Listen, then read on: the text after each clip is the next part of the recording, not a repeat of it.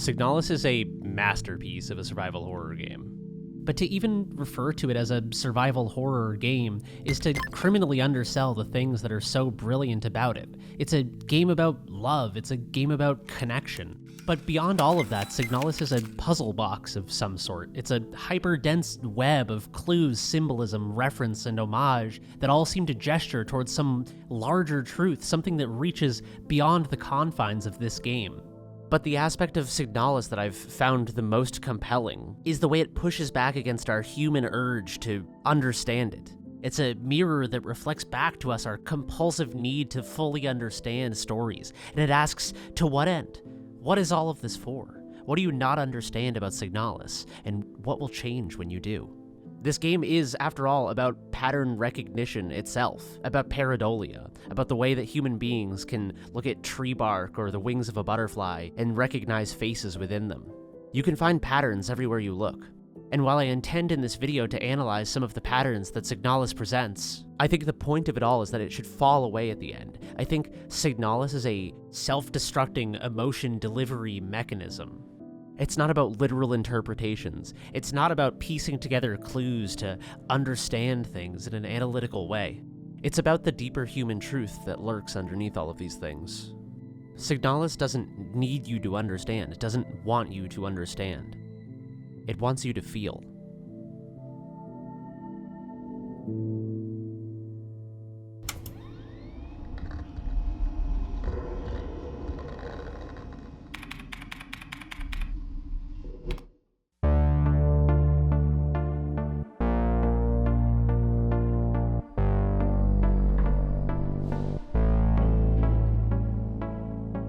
The story of Signalis begins simply enough. Elster, an L-Star replica, an android imprinted with human consciousness, awakes on the Penrose 512, a scout ship that's crashed on the surface of an icy planet. Her partner, Ariane Yang, is missing from the ship, and so Elster ventures outside to find her.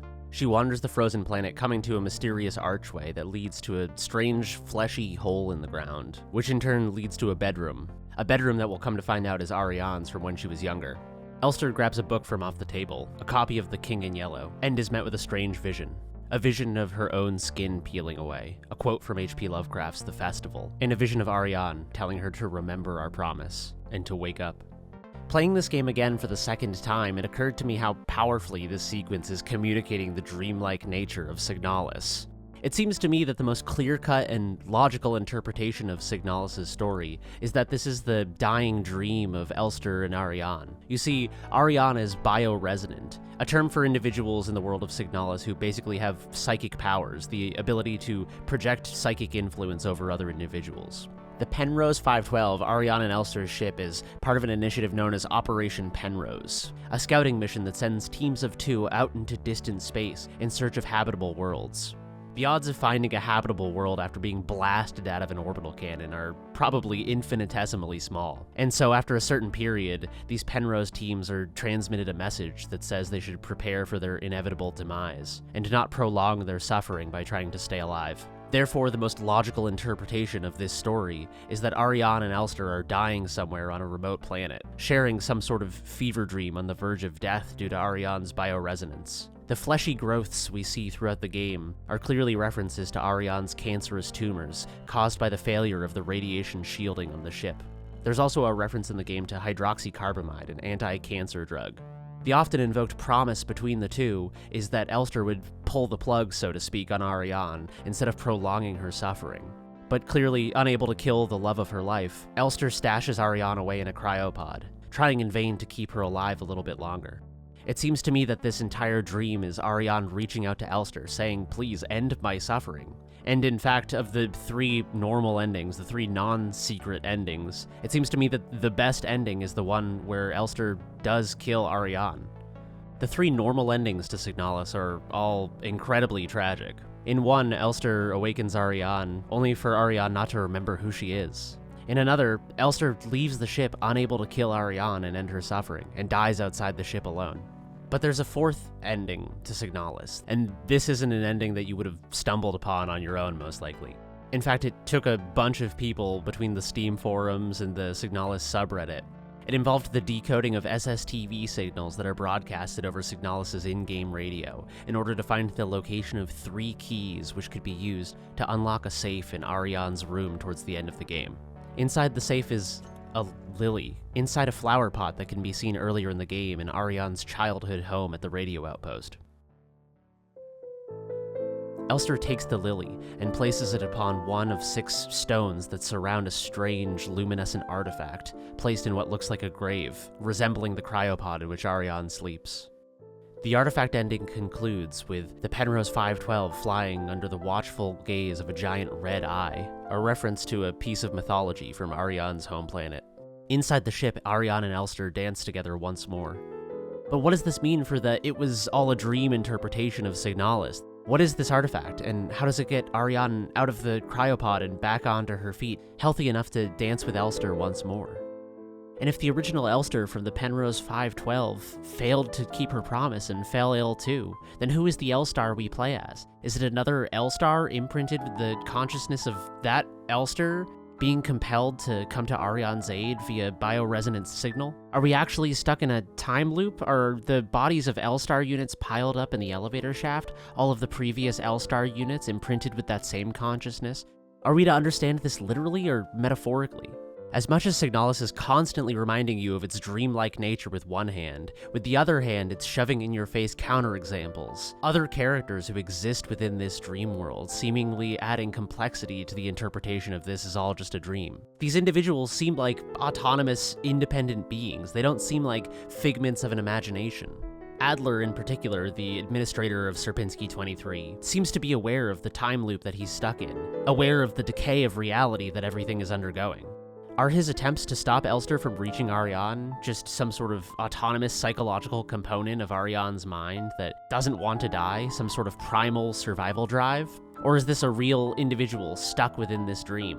A more literal interpretation of Signalis' story that I enjoy is that the artifact from the secret ending is a literal physical object, some sort of powerful occult relic that exists deep beneath the minds of Sierpinski 23. Dying alone slowly and horribly somewhere out in the universe, Ariane's bioresonance is received by this relic, and once it's uncovered by the mining operation, it acts as a local receiver, allowing Ariane's psychic abilities to leak through into the mining facility.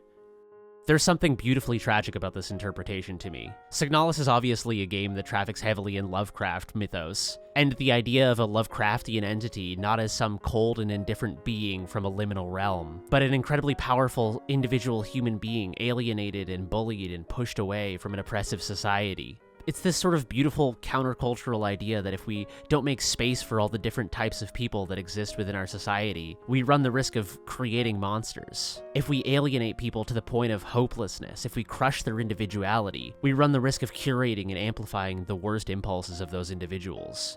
During the initial fake-out ending, about 2/3 of the way through the game, Adler asks Elster what's through this mysterious arch. Elster answers that it doesn't matter. To her, the only thing that matters is that she's single-mindedly pushing towards Ariane to find this woman that she loves. And this moment, I think, is so telling. I didn't even really register it on the first playthrough, but on a second visit, it strikes me as such a profound thesis statement of the game. What the artifact is, how all of this is happening, where we are, what planet we're on, none of that really matters. Not in like a nihilistic way or a solipsistic way. Just in the sense that whether this is real or fake, metaphorical or literal, the thing that matters to Elster is her connection with Ariane. Though we get very little of Elster's backstory, we get enough of Ariane's backstory to speak to the importance of this connection between the two of them. Ariane's childhood away from the culture and influence of the nation of Yusan is probably the closest she ever gets to happiness, isolated with her mom in a remote radio outpost. That is, until her time on the Penrose 512 with Elster. And these two locations are the only places that I know of where we see the flower pot from the artifact ending. This lily is not only a symbol of love between Elster and Ariane, but a symbol of Ariane's purity, like her childhood innocence, before it had to be guarded behind lock and key in a safe after her exposure to the bullying of other students, the disapproval of teachers and authority figures. And so what matters in these final moments isn't whether this is real or just a dream, if this is some sort of occult ritual that has created an eternal pocket reality in which Ariane and Elster can be together, or if this is just a momentary fantasy before Ariane can finally rest peacefully. What matters is their connection. And beyond that, what matters is how their connection makes you feel. This is the power of storytelling that reaches us, that cuts through the cynical pattern recognition machinery of my brain, that tells me when I hear something like love is the only thing that matters, that this is just a meaningless platitude. When it's delivered to me through the gut punch of SIGNALIS' story, it bypasses this cynicism and it sinks into my bones in a way that changes the perception of my connections to other human beings. It puts meat on the bones of those platitudes and reminds me that this isn't just a Hallmark card bullshit statement, and it's worth remembering that. It's worth being reminded of that. But I don't mean to say that all of these references and bits of homage and symbolism are meaningless. In fact, they're all potently loaded with meaning. The King in Yellow is a book by the American author Robert W. Chambers, published in 1895. Maybe you've heard about it in relation to H.P. Lovecraft's work, or maybe you're familiar with it because of the first season of True Detective. Any way you slice it, The King in Yellow is massively influential. Author Lynn Carter referred to it as the single greatest book of weird fantasy written in this country between the death of Poe and the rise of Lovecraft. Immediately after you pass through the archway in the beginning of SIGNALIS, you enter Ariane's room for the first time, and you find a copy of The King in Yellow. However, it doesn't say Robert Chambers' name on the cover, and so it's unclear if this is a copy of the 1895 book The King in Yellow from our universe, or it's a copy of the fictional play mentioned within the short stories. There is a fictional dread play called The King in Yellow in this book that drives people to madness when they read it. I think you're probably nodding your head right now going, oh yeah, I can see why H.P. Lovecraft was really into this. In the first short story of Chambers' book, The Repairer of Reputations, there's a reference made to the fact that The King in Yellow, the play, is banned within this world because of its potentially dangerous nature.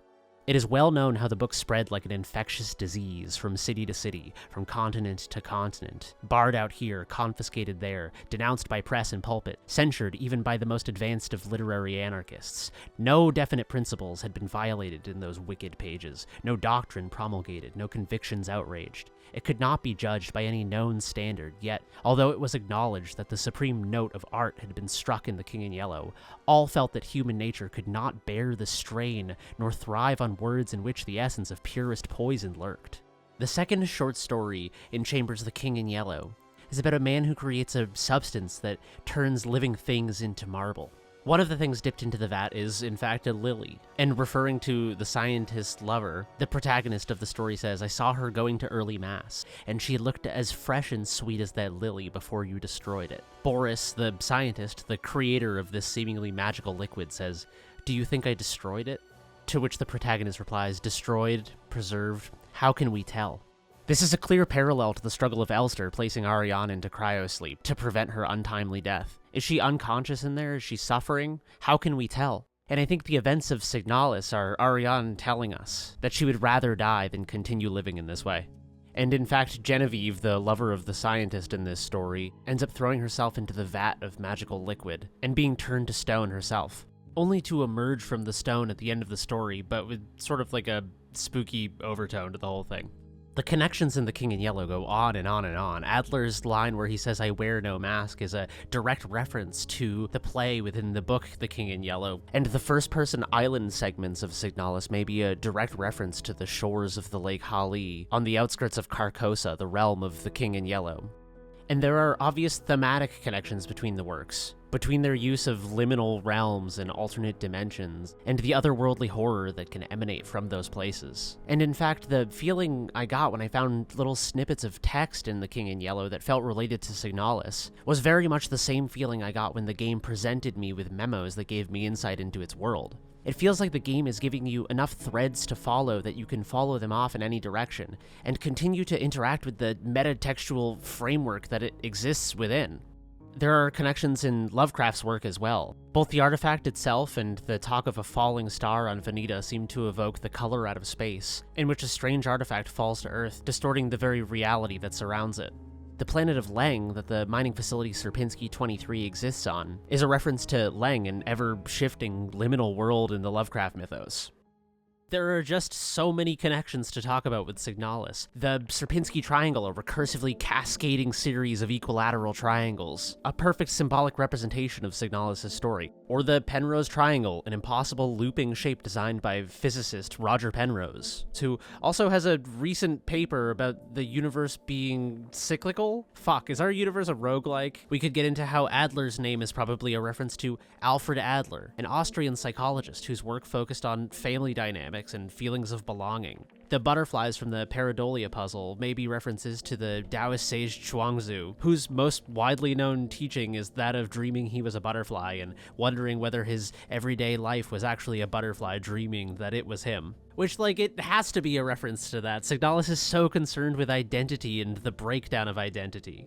And I couldn't even find a place in this video to talk about the fact that Elster's consciousness originally was a Venetian soldier who was probably Lilith Ito, a relative of Issa and Erica, Ariane's only friends. And the significance of the connection between those characters, the fact that Alina Sio is probably the dead lover or comrade or friend or all three of Lilith Ito, so that as Elster's system is breaking down as she's trying to save Ariane, she's reverting back to those memories of Lilith's, of yet another experience losing the person closest to her. This seems as good a time as any for me to come clean about something. My intention with this video when I started working on it was to investigate the network of clues that Signalis creates in order to come to some sort of master understanding of Signalis, to the one true interpretation of Signalis. I thought that at some point in my search, all of these individual clues, which felt individually significant, would pile up and then I could sift through them to find the larger constellation of Signalis' meaning. But as I finished The King in Yellow, and Silent Hill, and Ambrose Bierce's An Inhabitant of Carcosa, I couldn't shake the feeling that my understanding of Signalis was identical to when I had started my search. It started to dawn on me that perhaps Signalis itself is The King in Yellow, not the Robert Chambers book, but the dread play itself, an unholy work of art that drives its reader to madness. As you search for understanding, little glimpses of insight occur, but they never amount to any totality of new understanding. Before and after my extensive research into the metatextual framework in which Signalis sits, my read on the story's core message was basically identical. How beautiful is it that two people can build something like the relationship between Ariane and Elster in the midst of so much tragedy, and how tragic it is that the world seems to exist only to tear them apart. Every clue trail I followed seemed only to strengthen this core theme, and never to change it or unlock it in any way.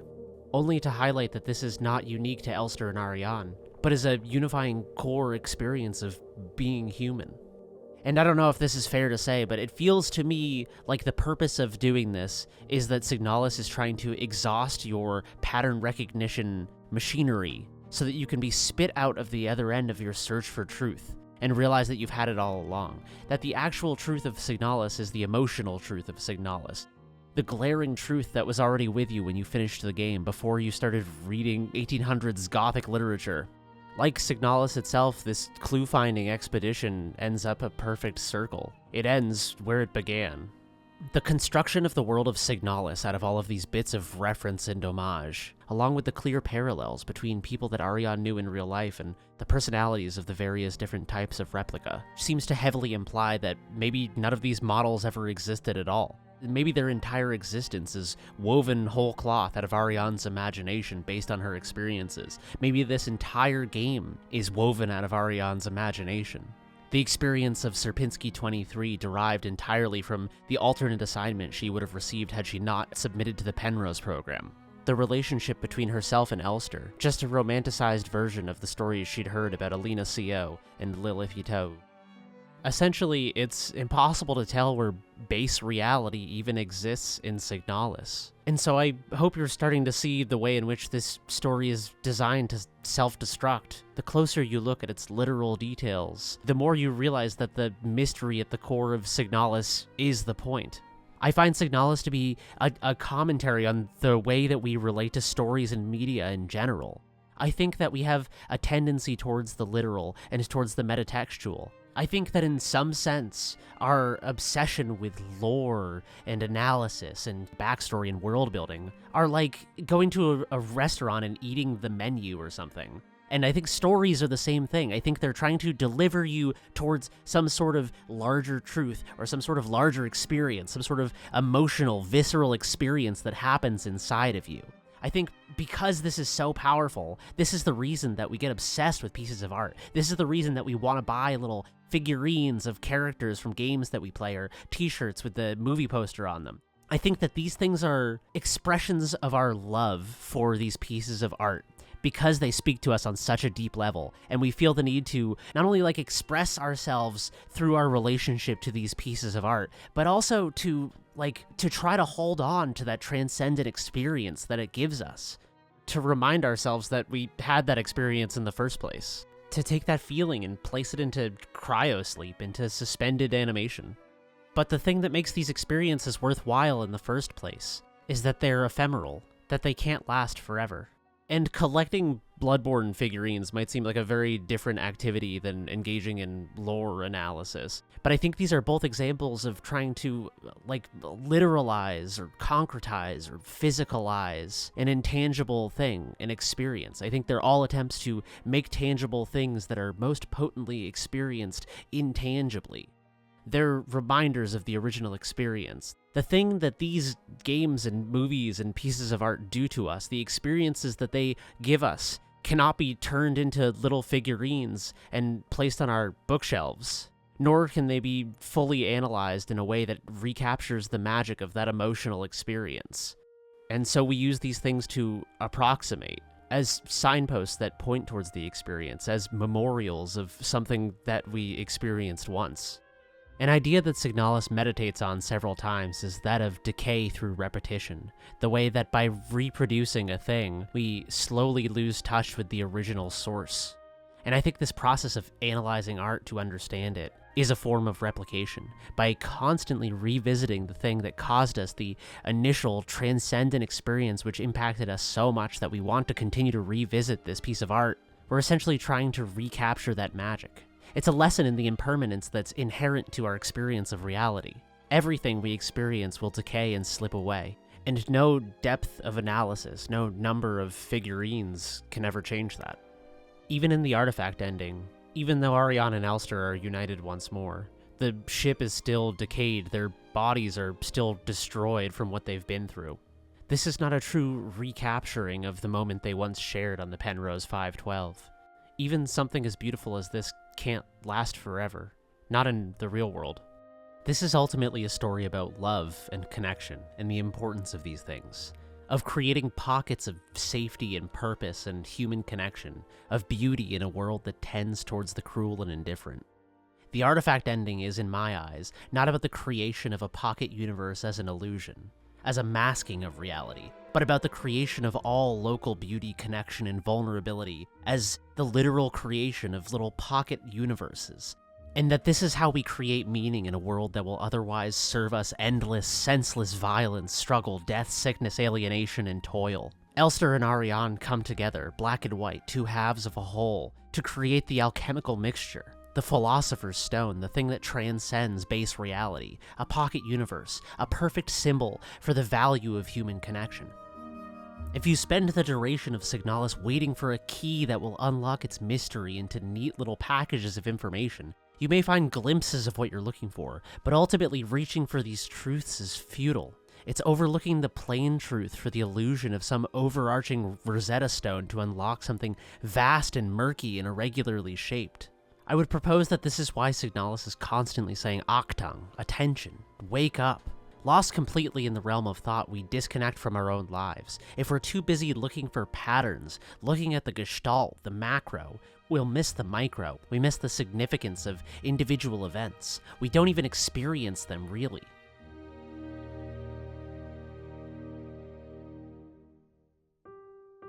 But to contradict myself yet again, without the devoted analysis and clue-finding of the Signalis community, I wouldn't even be aware of the artifact ending, the single piece of Signalis' story that I've referenced the most in this video. And I'd be lying to you if I said that I didn't enjoy the occasional lore video, or have Final Fantasy VII figurines on my bookshelf that I think are really fucking cool.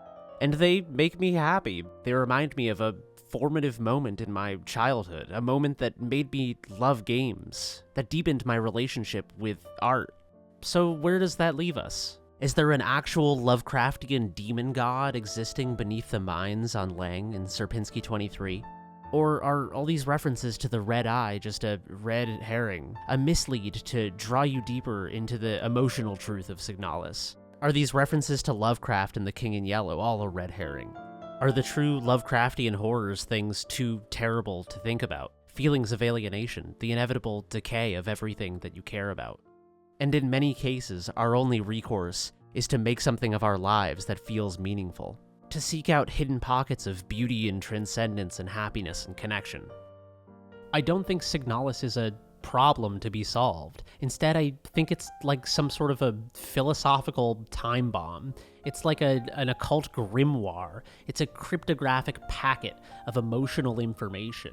And the only way to decipher that message, the only way to untangle that mystery, is to look within yourself and ask, what does it mean to you?